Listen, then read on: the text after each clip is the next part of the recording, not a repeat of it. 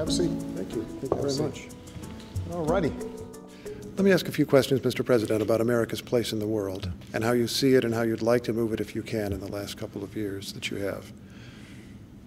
We're speaking at a moment after you've announced that you're restoring diplomatic relations with Cuba. You want to reopen an embassy there. Is there any scenario under which you can envision in your final 2 years opening a U.S. embassy in Tehran?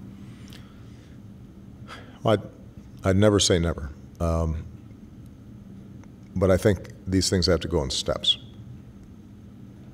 You know, Cuba is a circumstance in which for 50 years we had done the same thing over and over again and there hadn't been any change. And the question was, should we try something different with a relatively tiny country that doesn't pose any significant threat to us or our allies?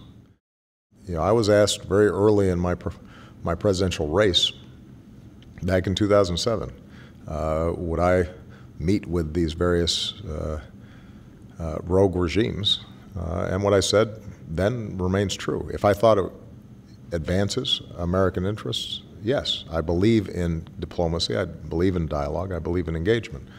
But in order for us to, I think, open that aperture with respect to Iran, we have to get this nuclear issue resolved, and there's a chance to do it.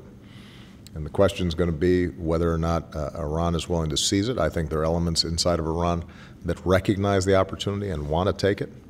But I think there's some hardliners inside of Iran that are threatened by a resolution of this because they're so invested politically and emotionally in being anti-American or anti-Western that it's frightening for them to open themselves up to the world in this way.